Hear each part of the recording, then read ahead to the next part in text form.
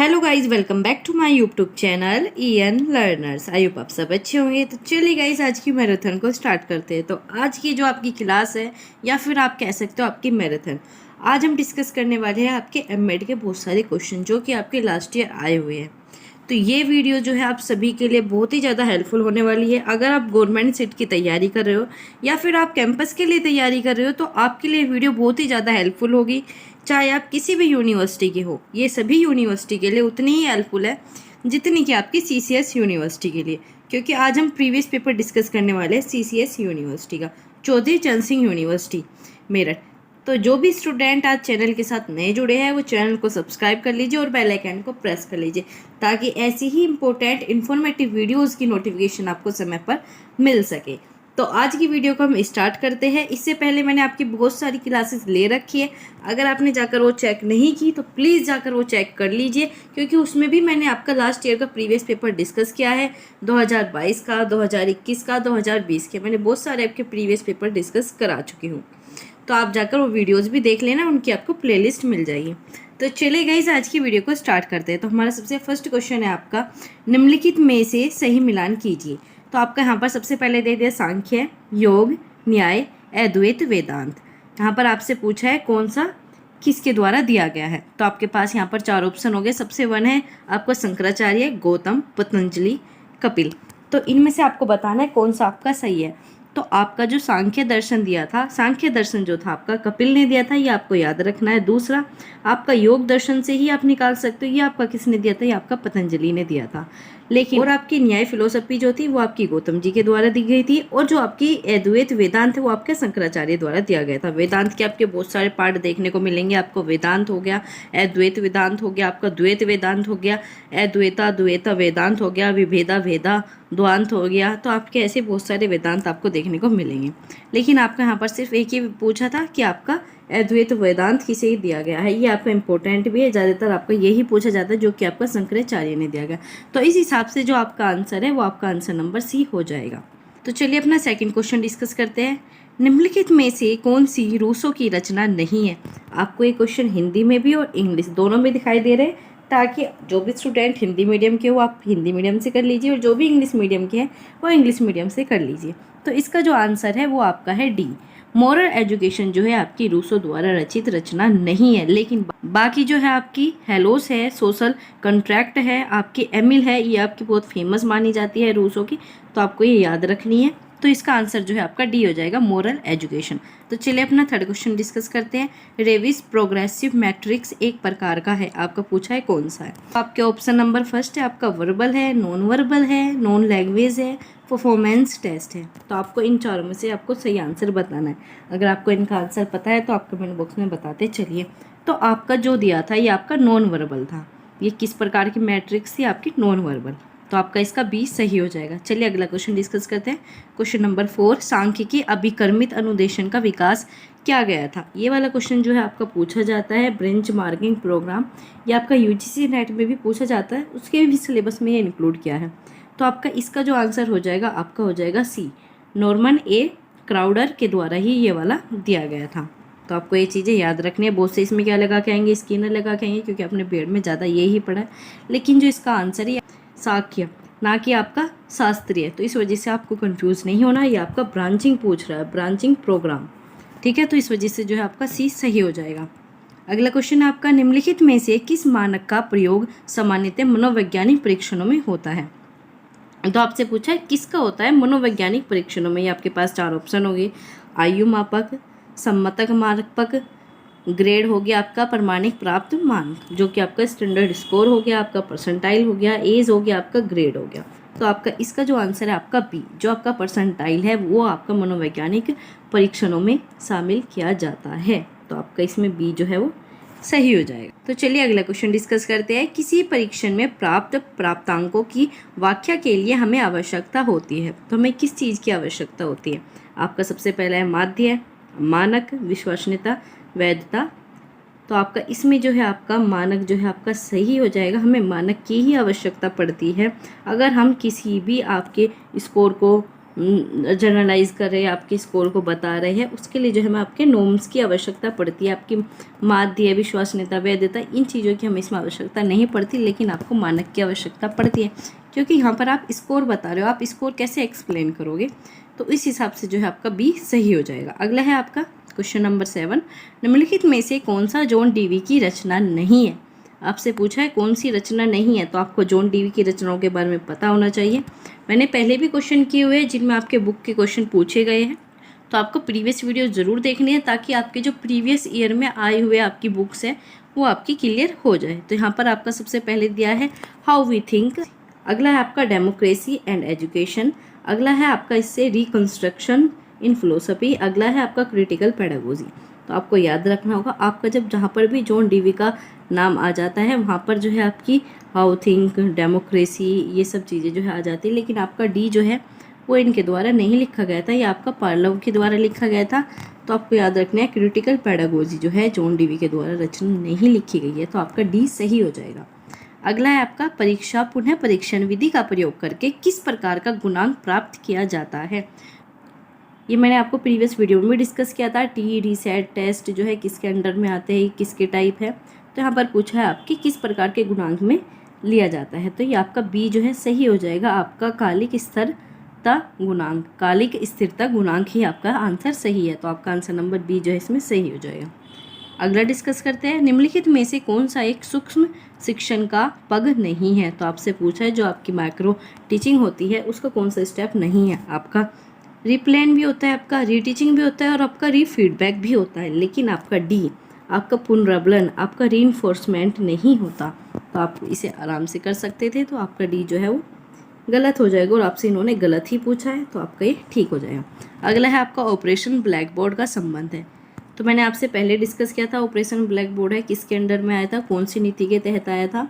तो आपका 10 का जो आंसर है वो आपका थर्ड हो जाएगा। प्रत्येक प्राथमिक विद्यालय में 2 भौतिक तथा मानवीय संसाधनों की उपलब्धता को सुनिश्चित करना ही आपके ब्लैक बोर्ड से संबंधित था। बहुत से बच्चे क्या सोचते हैं ये ब्लैक बोर्ड को उपलब्ध कराने में नहीं था, ये क्या था, जो भी आपके प्राथमिक विद्यालय हैं, प्राइमरी स्कूल में जो थे आपके मानवीय भी और आपके भौतिक दोनों तरह के संसाधनों की उपलब्धता को सुनिश्चित करने के लिए आपका ब्लैक बोर्ड आया था। ये वहाँ के जो भी आपके संसाधन है वहाँ की कमी को पूरा करने के लिए लाया गया था। तो आपका सी जो है इसमें सही हो जाएगा। चलिए अगला डिस्कस करते हैं।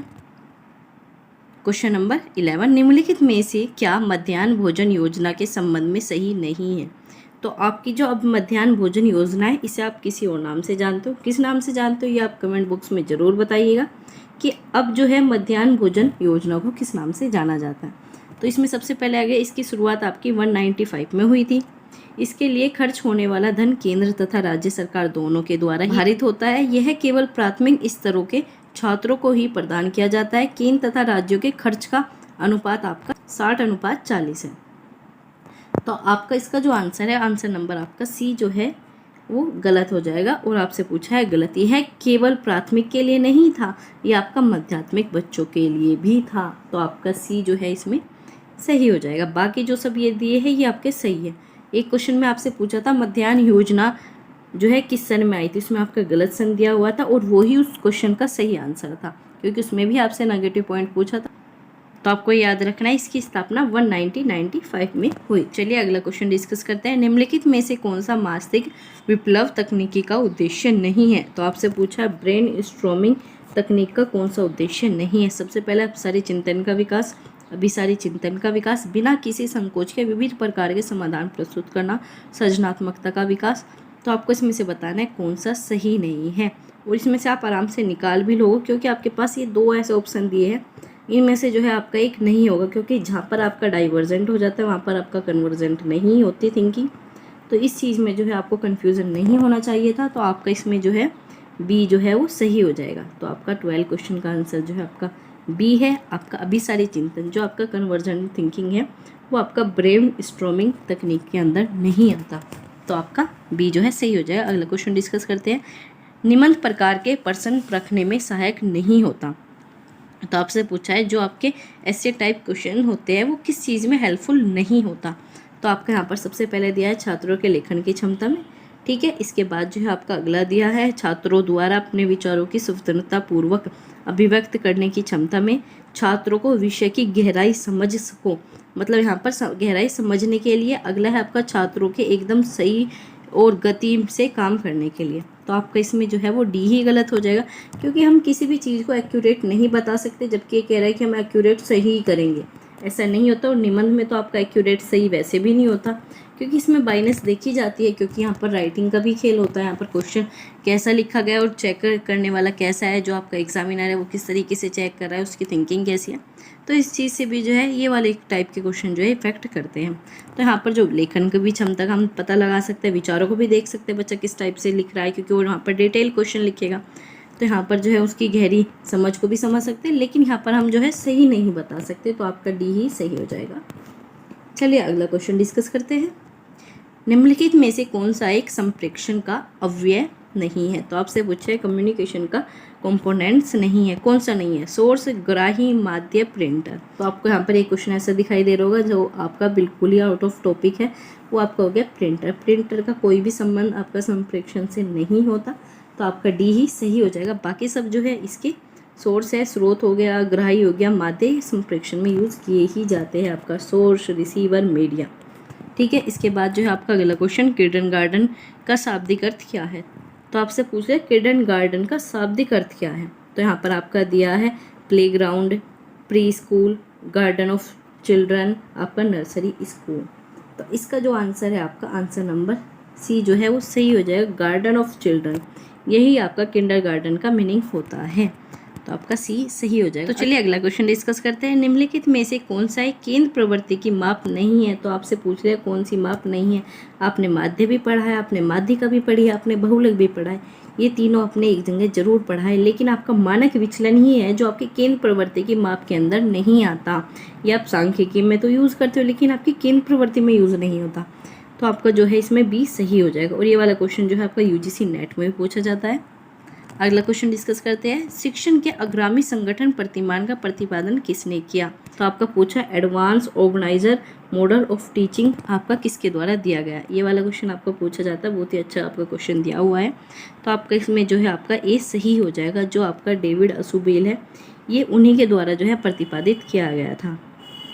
तो चलिए अगला क्वेश्चन डिस्कस करते हैं। ओजाइव किसका अनुमान लगाने में सहायक नहीं होता? आपसे पूछा है सहायक नहीं होता। तो आपका इसमें सबसे पहला हो गया परसेंटाइल, रैंक हो गया, प्रतिशत, कोटि, क्रमांक, आपका माध्यिका, प्रतिशांक, बहुलक, आपका परसेंटाइल, मोड, मीडियन। तो आपका इसमें पूछा है कौन सा नहीं होता? तो आपका इसका आंसर जो है डी हो जाएगा। ये बहुलक को नहीं बताता, ये बहुलक का अनुमान नहीं बता सकता। तो आपका डी जो है सही हो जाएगा। अगला क्वेश्चन डिस्कस करते हैं। निम्नलिखित में से कौन सा प्रयोजनवादी का अनुयायी नहीं है? एक ऐसा क्वेश्चन जो है 2022 वाले पेपर में पूछा गया है। आपका एक बात दे रखा था कि इसमें से कौन सा आपका अनुयायी नहीं है। तो आपको इस टाइप के क्वेश्चन ही पढ़ने हैं। आपको इसी टाइप से जो है अपनी तैयारी को कंटिन्यू करना है। वैसे भी आपका पेपर जो है जल्दी ही कंडक्ट करा देगी यूनिवर्सिटी, तो उस हिसाब से जो है अब आपको अपनी प्रैक्टिस जो है ज़्यादा से ज़्यादा करनी होगी। आपको ज़्यादा से ज़्यादा जो है अपने एंट्रेंस पर ध्यान देना होगा, अगर आप गवर्नमेंट या फिर आप कैंपस की तैयारी करना चाहते हो। तो आपका इसका जो आंसर हो जाएगा आपका हैरी एस ब्राउनली। यही आपका इससे रिलेटेड नहीं है। बाकी सब है, जैसे आपके जॉन डी भी हो गए, ये भी आपका प्रयोजनवाद से रिलेटेड है। आपके विलियम जेम्स भी हो गए, चार्ल्स भी, ये सब जो है आपके इससे रिलेटेड है। तो आपको बहुत ही अच्छे से अब अपनी प्रैक्टिस करनी है। तो चलिए अगला क्वेश्चन डिस्कस करते हैं। 20 E.L. थॉर्नडाइक द्वारा प्रतिपादित बुद्धि के 3 प्रकार के में से कौन सा एक निम्नलिखित सम्मिलित नहीं है? तो आपसे पूछा है जो आपके थॉर्नडाइक ने 3 प्रकार की बुद्धि दी थी, उसमें से यहाँ पर जो है एक बुद्धि नहीं है। तो बतानी आपकी कौन सी बुद्धि नहीं है। तो आप में जो है यहाँ पर सबसे पहले होगी अमूर्त। अमूर्त इन्होंने दी थी। आपका सामाजिक बुद्धि भी इन्होंने दी थी और आपकी मूर्त भी दी थी, लेकिन आपकी संवेदिक बुद्धि, आपकी इमोशनल इंटेलिजेंस जो है इन्होंने नहीं दी थी। तो आप ये बताओ कि इमोशनल इंटेलिजेंस जो बुद्धि है ये वाली आपकी किसने दी थी? आप मुझे कमेंट बॉक्स में बताना ना भूलें, लेकिन मैं आपको फिर भी बता रही हूँ, ये आपकी गोल्डमैन के द्वारा दी गई थी। तो ये आपको याद रखनी है, ये आपकी गोल्डमैन के द्वारा दी गई थी। तो यहाँ पर जो है सी सही हो जाएगा। तो चलिए अगला क्वेश्चन डिस्कस करते हैं। निम्नलिखित में से कौन सा सॉफ्टवेयर उपागम का उदाहरण है? तो आपसे पूछा कौन सा उदाहरण है, तो आपका इसमें आ जाएगा कंप्यूटर हो जाएगा, स्लाइड प्रोजेक्टर हो जाएगा, प्रोग्राम लर्निंग मटेरियल या फिर ओवरहेड प्रोजेक्टर। तो आपका इसमें जो है सी गलत हो जाएगा, क्योंकि ये आपका नहीं होता, ये आपका टीचिंग से रिलेटेड है, ना कि आपका सॉफ्टवेयर अप्रोचेज से रिलेटेड। तो आपका सी जो है यहाँ पर सही हो जाएगा। अगला क्वेश्चन डिस्कस करते हैं। निम्नलिखित में से कौन सा वेशर द्वारा प्रतिपादित बुद्धि की परिभाषा से संबंधित नहीं है? तो आपसे पूछा नहीं है। सबसे पहले उद्देश्यपूर्ण क्रिया, विवेकशील चिंतन, वातावरण के साथ प्रभावी ढंग से समायोजन, अंतःप्रज्ञा। तो आपका बताना है कौन सा नहीं है। तो इसमें जो है आपकी अंतःप्रज्ञा ही आपका इंक्लूड नहीं किया जाता, तो आपका जो है इसमें डी गलत हो जाएगा और आपसे गलत ही पूछा है। तो चलिए अगला क्वेश्चन डिस्कस करते हैं। Question number 23। तो हम आपके 23 क्वेश्चन पर आ चुके हैं। इससे पहले हमने 22 क्वेश्चन कर लिए। अगर आपको इन क्वेश्चन में कोई भी कन्फ्यूजन हो तो आप प्लीज़ कमेंट बॉक्स में पूछ सकते हो। वैसे आपको इनमें एक भी क्वेश्चन में डाउट नहीं होना चाहिए, क्योंकि जो भी मैं आपको आंसर बता रही हूँ वो आपके ऑफिशियल आंसर की, जो कि आपकी यूनिवर्सिटी ने अपलोड की थी, उसी के अनुसार जो है आपको आंसर बताए जा रहे हैं। तो आपको किसी भी क्वेश्चन के आंसर में डाउट नहीं होना चाहिए। तो चलिए अगला क्वेश्चन डिस्कस करते हैं 23। निम्नलिखित में से क्या महात्मा गांधी द्वारा प्रतिपादित बेसिक शिक्षा के संबंध में सत्य नहीं है? आपसे पूछा सत्य नहीं है। तो सबसे पहला हो गया, इसको बुनियादी शिक्षा या वृद्ध शिक्षा योजना भी कहते हैं। तो ये तो बिल्कुल सही है, क्योंकि आपका महात्मा गांधी द्वारा दी गई शिक्षा को आप बुनियादी शिक्षा भी, बेसिक भी कह सकते हो, और वृद्ध शिक्षा के नाम से भी जाना जाता है। तो आपका बीज हो गया लचीला पाठ्यचर्या, छात्रों तथा समाज के बीच दूरी। अगला है आपका छात्र केंद्रित शिक्षा। तो आप इसमें से बताना है आपको कौन सा गलत है। तो आपका इसका जो आंसर हो जाएगा आंसर नंबर सी, क्योंकि ये दूरी को नहीं बताता। छात्र और समाज के बीच की दूरी का क्या मैटर है, ये दूरी को नहीं बताता। ये वैसे भी बताता है कि समाज में ऐसी शिक्षा होनी चाहिए जो बच्चों के वास्तविक जीवन से रिलेट कर पाए। तो आपका जो है सी सही हो जाएगा। चलिए अगला क्वेश्चन डिस्कस करते हैं। निम्नलिखित में से कौन सा मापन मापक का प्रकार नहीं है? तो आपसे पूछ रहे जो आपके मेजरमेंट स्किल है उसका प्रकार नहीं है। ये वाला क्वेश्चन जो है आपका बहुत ही अच्छा है, आपको ये याद रखना होगा। तो आप इसे ऐसे याद रख सकते हो, NOIR।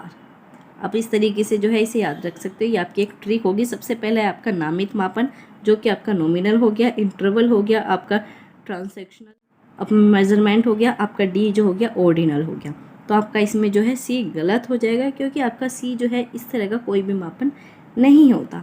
जबकि यहाँ पर कौन सा आता, अगर यहाँ पर आपका रेशियो पूछ लिया जाता तो आपका सही हो जाता। अनुपातिक जो मापन है वो आपका फोर्थ जो है मापन का प्रकार माना जाता है। यहाँ पर क्या आना चाहिए था, यहाँ पर आपका अनुपात वाला मापन आना चाहिए था। तो आपका सी जो है गलत हो जाएगा। तो चलिए अगला क्वेश्चन डिस्कस करते हैं। निम्नलिखित का सही मिलान कीजिए।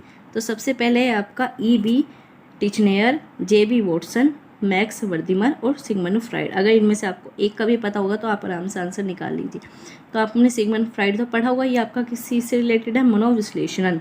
तो आपका फोर्थ का अगर सी जहाँ पर भी आपको दिखाई दे रहा है वहाँ पर ही आपका आंसर आ जाएगा। तो आप देख पा रहे हो कि आपका फर्स्ट ही ऑप्शन ऐसा है जिसमें आपका सी लास्ट में दिखाई दे रहा है, और आपका फर्स्ट ही ऑप्शन जो है वो सही है। तो बाकी भी ऑप्शन देख सकते हैं। टिचनर ने जो है आपका संरचनावाद दिया था, वॉटसन ने जो है आपका व्यवहारवाद के जनक आपके वॉटसन ही कहे जाते हैं, वर्दिमार जो है आपका गेस्टाल्ट मनोविज्ञान से रिलेटेड है। वर्दिमर हो गया आपका, कोलर हो गया, कोपका, ये सब जो है आपके गेस्टाल्ट मनोविज्ञान से रिलेटेड है। तो आपका इसका जो है फर्स्ट सही हो जाए। इससे आपके 4 क्वेश्चन बन गए। आपको ये याद रखना है, आपके इंपॉर्टेंट भी है। इस टाइप के क्वेश्चन जो है आप पूछे भी ज़्यादा जाते हैं, तो आपको इस टाइप के क्वेश्चन ज़्यादा तैयार करने होंगे। अगला क्वेश्चन जो है आपका 26। अधिगम के स्थानांतरण में संबंधित समारोप अव्यय का सिद्धांत प्रतिपादित किया गया था। तो इन्होंने पूछा है किसके द्वारा आपका ट्रांसफर ऑफ लर्निंग जो है दी गई थी। तो आपका इसका जो आंसर है आपका थॉर्नडाइक है। थॉर्नडाइक ने ही आपका ट्रांसफर ऑफ लर्निंग के बारे में बात की थी। तो आपका ए सही हो जाएगा, बाकी जो है इसके ऑप्शन नहीं है। अगला डिस्कस करते हैं, किसका कथन था विद्यालय समाज का लघु रूप है। ये आपकी एक ऐसी डेफिनेशन है जो कि आपकी बहुत ही ज़्यादा पूछी जाती है, आपने बीएड में भी पढ़ी होगी। ये आपकी डेफिनेशन सबसे ज़्यादा पूछी जाती है। तो ये जो डेफिनेशन दी थी आपकी जॉन डीवी ने दी थी।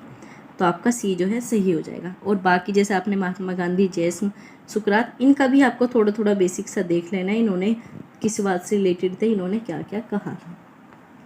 अगला क्वेश्चन डिस्कस करते हैं, निम्नलिखित का सही मिलान कीजिए। तो आपसे पूछा है बनारस हिंदू विश्वविद्यालय, ये वाला क्वेश्चन जो है आपका रिपीटेड है।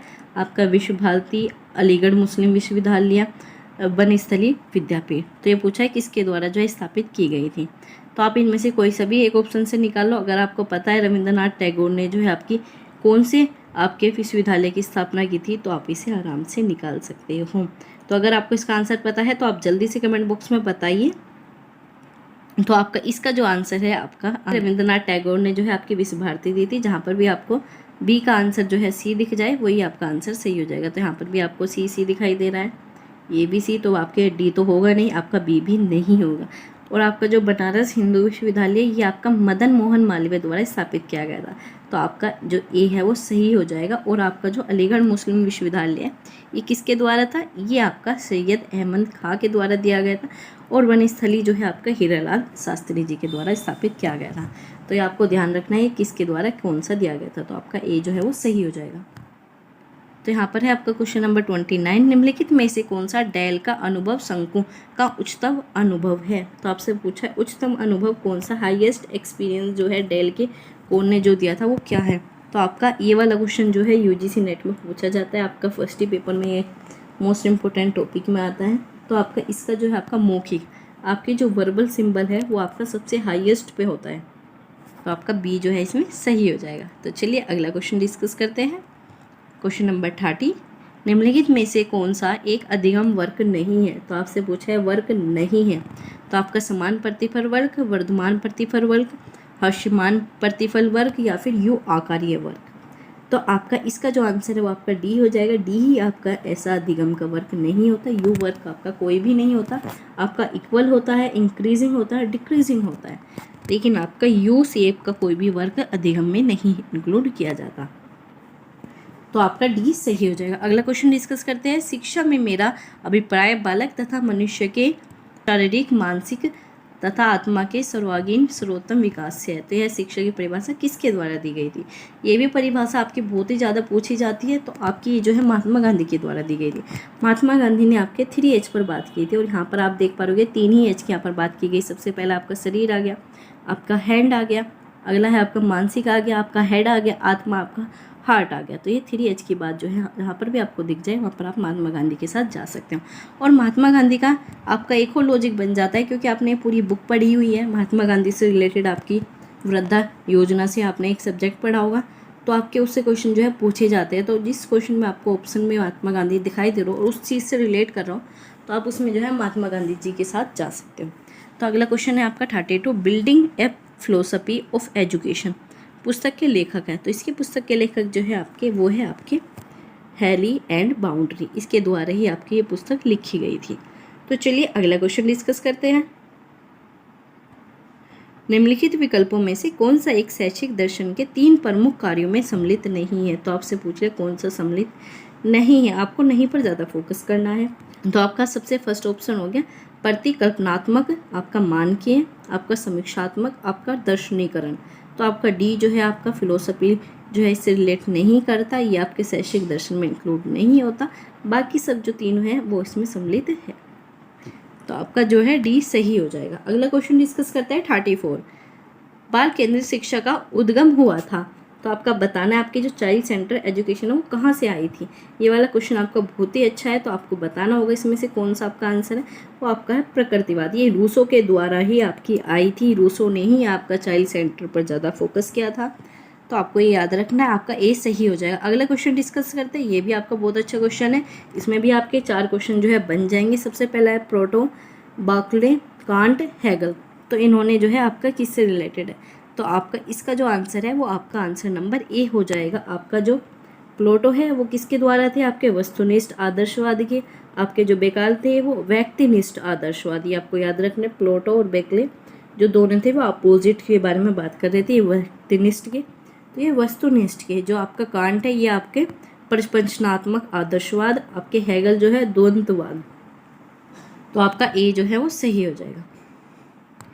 अगला क्वेश्चन डिस्कस करते हैं, निम्नलिखित का सही मिलान कीजिए। तो यहाँ पर भी मिलान करना है, आदर्शवाद हो गया, प्रयोजनवाद, प्रकृतिवाद, यथार्थवाद, ये आपने बीएड में बहुत ही अच्छे से पढ़ा होगा। तो आपको बताना है किसके अंदर जो है कौन सी विधि इंक्लूड की जाती थी।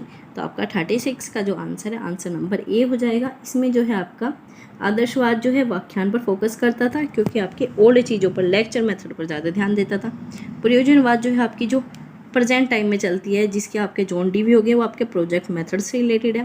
प्रकृतिवाद किस चीज़ पर बेस्ड था, ये आपका था ह्यूरिस्टिक, कि बच्चों का जो है हमें सर्वांगीण विकास करना है, तो आपका बी हो जाएगा। और यथार्थवाद कौन सा था, आपका प्रोग्राम के ऊपर था, आपका अभिकर्मित अनुदेशन जो है रियल में है उसी चीज़ को आप पढ़ाओ, तो आपका इसमें जो है ए सही हो जाएगा। तो गाइज़ अगर आपको वीडियो अच्छी लग रही हो तो प्लीज़ वीडियो को लाइक करते रहे और चैनल को सब्सक्राइब कर लीजिए। तो क्वेश्चन नंबर 37, निम्नलिखित विकल्पों में से कौन सा थॉर्नडाइक के अधिगम के प्राथमिक नियमों में शामिल नहीं है। तो आपसे पूछा है कौन सा सम्मिलित नहीं है प्राथमिक नियमों में। तो आपको ये नियम रट लेने हैं। सबसे पहला है आपका तत्परता, प्रभाव, अभ्यास, अनुक्रिया। तो आपका 37 का जो आंसर है वो डी गलत हो जाएगा, क्योंकि अनुक्रिया का नियम जो है आपके प्राथमिक नियमों में इंक्लूड नहीं होता। बाकी सब जो है आपकी रेडीनेस, इफेक्ट, प्रैक्टिस। तो आप इसे याद कर सकते हो REP जो थे इसके प्राथमिक नियम थे, ये आपके नियम पूछे ही जाते हैं। अगला डिस्कस करते हैं, निम्नलिखित विकल्पों में से कौन सा रैखिक अभिकल्प अनुदेशन का सिद्धांत नहीं है। तो आपसे पूछा है कौन सा सिद्धांत नहीं है। छोटे छोटे पगों का सिद्धांत, सक्रिय अनुक्रिया का सिद्धांत, सतत मूल्यांकन का सिद्धांत, या फिर आपका वाक्य का सिद्धांत। तो आपका इसमें जो है वाक्य का सिद्धांत इंक्लूड नहीं होता, तो आपका डी ही आपका सही हो जाएगा। चलिए अगला क्वेश्चन डिस्कस करते हैं, निम्नलिखित विकल्पों में से कौन सा एक शिक्षण का स्तर नहीं है। तो आपसे पूछा है कौन सा स्तर नहीं है। स्मृति, अवबोध, प्रक्षेपी, या फिर चिंतन। आपने मेमोरी भी पढ़ा है, आपने अंडरस्टैंड भी पढ़ा है, आपने रिफ्लेक्टिंग भी पढ़ा है। तो आपको याद रखना है मेमोरी, अंडरस्टैंडिंग और रिफ्लेक्टिंग, ये तीनों ही आपके शिक्षण के स्तर में इंक्लूड किए जाते हैं, और ये इंपॉर्टेंट भी, ये इनसे क्वेश्चन जो है आपका पूछा जाता है। तो इसका जो आंसर आपका सी, प्रक्षेपी आपकी प्रोजेक्टिव इस चीज़ से रिलेटेड नहीं होती, ये आपके शिक्षण के स्तर में इंक्लूड नहीं होता। तो आपका सी सही हो जाएगा। अगला क्वेश्चन डिस्कस करते हैं, निम्नलिखित दत्त में से ब्लूम के उद्देश्यों के वर्गीकरण के स्तर में सबसे उच्चतम है। तो आपसे पूछा है जो हाईएस्ट पीक पर है वो हाईएस्ट पे आपका कौन सा है, हाईएस्ट लेवल पर जो है आपका कौन सा। इसमें आपका बोध, अनुप्रयोग, मूल्यांकन, विश्लेषण। तो आपके ब्लूम टेस्टोमी में आपको 2 प्रकार की देखने को मिलेंगी। तो ये भी नहीं हो सकता कि आपने जो पहली वाली थी उसमें से भी पूछ लेगा और आपकी जो न्यू वाली है उसमें से भी पूछ लेगा। तो आपको देखना है इसमें न्यू वाली का हाईएस्ट दे रखा है या आपकी ओल्ड ब्लूम टेस्टोमी का हाईएस्ट दे रखा है। तो आपका इसका जो है आंसर सी हो जाएगा। मूल्यांकन ही आपका हाईएस्ट होता है, ये आपका सी सही है। तो चलिए अगला डिस्कस करते हैं, निम्नलिखित विकल्पों में से कौन सा एक गेने के पदानुक्रमानिक अधिगम के उच्चतर स्तर पर है। तो अब गेने का पूछ लिया, गेने की भी हाईरार्की आपकी पूछी जाती है। तो गेने की हाईरार्की आपकी अभी भी नहीं, जब आप आगे भी पढ़ोगे तब भी आपकी गेने की हाईरार्की आती है। इससे क्वेश्चन आपका बनता है। तो आपका जो है समस्या समाधान, प्रॉब्लम सॉल्विंग जो है आपके हाईएस्ट पर इंक्लूड की जाती है। तो आपका डी सही हो जाएगा। अगला डिस्कस करते हैं, शिक्षा का अधिकार अधिनियम 2009 संपूर्ण भारत में कब लागू हुआ। तो आपका सबसे फर्स्ट हो गया 1 अक्टूबर 2009, 1 जनवरी 2010, 1 अप्रैल 2010, या फिर 1 जुलाई 2010। तो आपसे पूछा राइट ऑफ एजुकेशन एक्ट 2009, ये आपने पढ़ा होगा अगर आपने CTET या UPTET दिया होगा, उसमें ये क्वेश्चन जो है आपका बहुत बार पूछा गया है। तो आपका इसमें जो है सी सही हो जाएगा। ये अप्रैल में आया था, आपको याद रखना है, अप्रैल में लागू हुआ था। बन तो ये 2009 में गया था, लेकिन लागू ये जो हुआ था 1 अप्रैल 2010 से हुआ था। ठीक है, इसके बाद जो है अगला क्वेश्चन डिस्कस करते हैं, निम्नलिखित विकल्पों में से कौन सा राष्ट्रीय पाठ्यचर्या की रूपरेखा 2005 का मार्गदर्शक सिद्धांत नहीं है। आपकी NCF 2005 से मैंने आपकी एक डिटेल वीडियो प्रोवाइड करा रखी है, क्लासेस ले रखी है, आप वो क्लासेस ज़रूर देख लेना। NCF 2005 करके आपको क्लासेस मिल जाएगी। अभी कुछ टाइम पहले ही मैंने एक क्लास कराई है, तो उसमें जो है आपके मैंने सारे जो भी सिद्धांत दिए थे वो सब मैंने सिद्धांत डिस्कस किए हैं। तो सबसे पहला हो गया ज्ञान को विद्यालय के बाहरी जीवन से जोड़ना, ये आपका सही है। परीक्षा को अधिक लचीला बनाना, ये भी आपका सही है। तो अगला देखते हैं, आपका पाठ्यचर्या में इतना समृद्ध बनाना कि वह पाठ्य पुस्तक से परे हो, ये भी सही है कि हमें सिर्फ इतना नहीं करना कि बस बच्चों को पुस्तकों में घुसा कर रखो, बस किताबें ही सब कुछ, हमें उसके वास्तविक जीवन से नहीं जोड़ पा रहे। तो ये भी जो है इन्होंने इसकी भी अवहेलना की थी कि जो हमें बच्चों को वास्तविक जीवन से जोड़ना है, ना सिर्फ पुस्तकों से। तो आपका डी जो है कक्षा में शिक्षक का कोई भूमिका नहीं है, तो ये आपका अपने आप में ही नेगेटिव है और आपसे पूछा भी नेगेटिव है। तो आपका इसमें जो है डी सही हो जाएगा। ठीक है, अगला है हमारा, तो आप वो जाकर वीडियो ज़रूर देख लेना NCF 2005 की, उससे क्वेश्चन आपके आएंगे ही। निम्नलिखित विकल्पों में से कौन सा फ्लैंडर्स द्वारा प्रतिपादित अप्रत्यक्ष शिक्षा व्यवहार का अंक नहीं है। तो आपसे पूछ ले, जो आपका फ्लैंडर ने दिया था नॉन वर्बल, मतलब फ्लैंडर ने जो है आपका नॉन वर्बल टीचिंग बिहेवियर के ऊपर जो है आपकी पूरी मैट्रिक्स तैयार की थी, तो इसमें से कौन सा नहीं है। वैसे ये आपने बेड में नहीं पढ़ा होगा, ये आपका कॉन्सेप्ट जो है एमएड में बहुत डिटेल में दिया हुआ है। तो आपका सबसे फर्स्ट हो गया छात्रों की अनुभूति को स्वीकार करना, प्रशंसा करना, प्रोत्साहन करना, छात्रों के विचारों को स्वीकार करना, प्रयोग करना, आलोचना करना। तो आपका इसका जो आंसर डी है वो सही हो जाएगा। आलोचना करना ही आपका इंक्लूड नहीं था, बाकी सब जो थे आपके इस वाली मैट्रिक्स में आपके यूज थे, और वो भी आपके इनडायरेक्ट टीचर बिहेवियर में आपके ITT में जो है आपके यूज़ किए गए थे। ये आपकी मैट्रिक्स होती है पूरी, जब आप पढ़ोगे इस चीज़ को डिटेल में तभी आपके ये चीज़ें समझ में आएगी। अब फिलहाल जो है आप याद रख लेना, आपका डी जो है इसका आंसर नहीं होगा। बाकी जो ये तीनों हैं ये आपके किसके अप्रत्यक्ष शिक्षक व्यवहार के अंग हैं, ठीक है। इसके बाद आपका अगला क्वेश्चन है, निम्नलिखित विकल्पों में से कौन सा एक हर्बट के 5 औपचारिक पगों में सम्मिलित नहीं है। तो आपका पूछा कौन सा सम्मिलित नहीं है, वो भी 5 औपचारिक पगों में। तो हर्बट ने आपके 5 फॉर्मल स्टेप दिए थे, उनमें से पूछा है कौन सा नहीं है। तो आपका जो है प्रस्तुतिकरण था, आपका तुलना था सहचर्य भी था, आपका सामान्यकरण भी था, लेकिन जो आपकी व्याख्या थी आपके इन्होंने इंक्लूड नहीं की थी। तो आपका सी जो है वो सही हो जाएगा। अगला क्वेश्चन डिस्कस करते हैं, निम्नलिखित विकल्पों में से कौन सा एक विचारशीलता की माप नहीं है। तो आपसे पूछा है कौन सी माप नहीं है। तो आपका सबसे पहला हो गया पारस हो गया, माध्यान्ह विचलन हो गया, माध्यिका हो गया, आपके चतुर्थांश विचलन हो गया। तो आपका इसका जो है आंसर नंबर सी जो है वो सही हो जाएगा। यही आपकी विचारशीलता की माप में इंक्लूड नहीं होता, आपको याद रखना है। अगला है जो आपका क्वेश्चन नंबर 47, और आपको क्या करना है, जो भी आपको एक कॉन्सेप्ट दिखाई जा रहे हैं, आपको अगर कोई कॉन्सेप्ट नहीं आता तो आपको एक बार वो कॉन्सेप्ट क्लियर कर लेना। करोगे कैसे, वो आपके बीएड की बुक में आराम से मिल जाएगा। बीएड की बुक नहीं ढूंढ रहे आप तो आप गूगल पर सर्च कीजिए, आप साइट का यूज़ कीजिए, बहुत सारी आपके पास अब प्रेजेंट टाइम में, आप उस टॉपिक को सर्च कीजिए और उससे रिलेटेड जो आपके कॉन्सेप्ट है उसे क्लियर कीजिए। अपने कोड टॉपिक जो है क्लियर करते चलिए, और जो आपके टॉपिक के क्वेश्चन जो आपके सही जा रहे हैं उसमें आपको कोई प्रॉब्लम नहीं हो रही तो फिर आप उसकी सिर्फ प्रैक्टिस कीजिए। लेकिन जो आपके क्वेश्चन नहीं बन रहे आपसे, जिनके आंसर बिल्कुल आपको समझ में नहीं आ रहे कि ये इसका आंसर क्यों है, तो आप एक बार जाकर उस टॉपिक से रिलेटेड जो है आप अपनी कोई भी वीडियो देखिए, आप गूगल पर सर्च कीजिए, आप क्रोम ब्राउज़र का यूज़ कीजिए, तो आप इस तरीके से जो है अपने कॉन्सेप्ट क्लियर करते चलिए। तब हम अगला क्वेश्चन डिस्कस कर रहे थे, आपका क्वेश्चन नंबर 47, सहसंबंध की कोटि अंतर विधि का प्रयोग तब किया जाता है जब मापन हो, नामित हो, कर्मानिक हो, अंतराल हो, अनुवादित। ये ही आपके 3 मापनी है, आपको याद रख लेना है। जो मैंने आपको बताया था NOIR ही आपके यहाँ पर ये तीनों मापन मेजरमेंट आपके दिए हुए हैं, ठीक है। यहाँ पर आपका एक क्वेश्चन वैसे भी बन जाएगा, और आपके यहाँ पर पूछा है कौन सा नहीं है, रैंक में आपका कौन सा यूज़ नहीं होता। तो आपका इसका जो आंसर है आपका बी जो है आंसर सही हो जाएगा। आपका कर्मित जो आपकी ऑर्डिनल स्केल है उसका ही यहाँ पर यूज़ किया जाता है। तो आपका पूछा है कौन सा किया जाता है, तो आपका बी सही हो जाएगा। अगला क्वेश्चन डिस्कस करते हैं, एक ही प्रदत्त के मध्याह्न विचलन और मापक विचलन की गणना करते समय निम्नलिखित विकल्पों में से कौन सा एक सही होगा। तो आपसे पूछा कौन सा सही होगा। सबसे पहले आपका मध्याह्न विचलन तथा मानक विचलन दोनों का मान समान हो। आपका बी है मानक विचलन का मान माध्य विचलन से अधिक होगा। आपका अगला है माध्य विचलन का मान मानक विचलन से अधिक होगा। डी है इनमें से कोई नहीं। तो आपका इसका जो आंसर है आपका बी हो जाएगा। आपका बी ही आपका सही दिया हुआ है। मानक विचलन का मान माध्य विचलन से अधिक होता है। आपका SD will be greater than MD। अगला क्वेश्चन डिस्कस करते हैं, निम्नलिखित विकल्पों में से कौन सा एक स्मृति का अवयव नहीं है।